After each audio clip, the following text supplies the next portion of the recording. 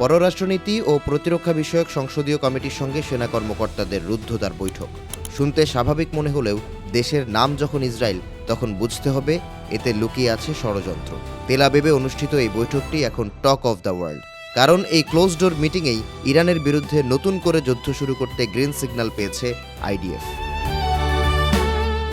ইহুদি গণমাধ্যম মারিভের বরাতে এই তথ্য প্রকাশ করেছে আরটি।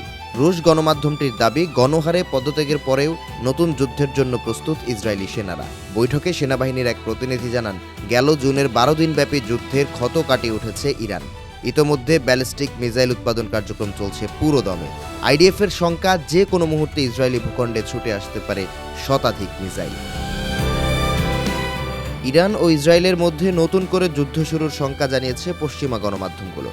দ্য নিউ ইয়র্ক টাইমসের দাবি, নতুন সংঘাত ঠেকানো প্রায় অসম্ভব, কারণ দুই পক্ষই দ্রুত গতিতে নিজেদের সামরিক সক্ষমতা বাড়াচ্ছে। পুনরায় সংগঠিত করা হয়েছে প্রক্সি ফ্রন্ট, তাই কূটনীতির ভূমিকা রাখার সম্ভাবনা বোকামি ছাড়া আর কিছু নয়। প্রতিবেদনে উল্লেখ করা হয়, নিজেদের উচ্চমাত্রার সমৃদ্ধকৃত ইউরেনিয়াম ধ্বংসের দাবি করেছে তেহরান, তবে এমন দাবি মানতে নারাজ তেল আবিব। বর্তমানে নাতানজের দক্ষিণাঞ্চলে পিকএক্স নামের পাহাড়ের নিচে ভূগর্ভস্থ পারমাণবিক স্থাপনা নির্মাণ কাজ চলছে, তাই যুদ্ধ শুরু হবে কিনা এর বদলে এখন যুদ্ধ শুরুর দিনক্ষণ নিয়ে প্রশ্ন উঠছে। ইন্টারন্যাশনাল ক্রাইসিস গ্রুপের ইরান প্রজেক্ট ডিরেক্টর আলী ভায়েজ বলছেন, গেল জুনে 12 দিনের যুদ্ধে ইসরায়েলে 500টি মিসাইল ছুড়েছিল ইরান।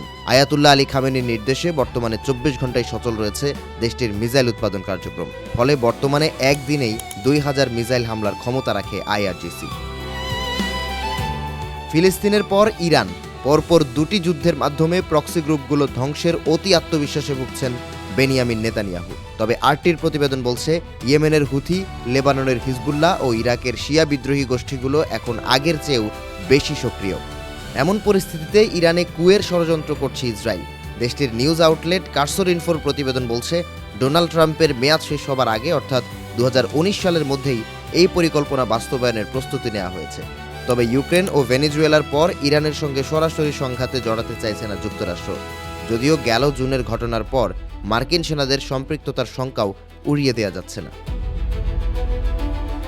আরটি বলছে, ইরান ধ্বংসযজ্ঞকে ভয় পায় না, তাই পূর্ণ মাত্রায় যুদ্ধের প্রস্তুতি নিয়ে রাখা হয়েছে, যেখানে ইরান ধ্বংস হলে একই সঙ্গে ধ্বংস করা হবে ইসরায়েলকে।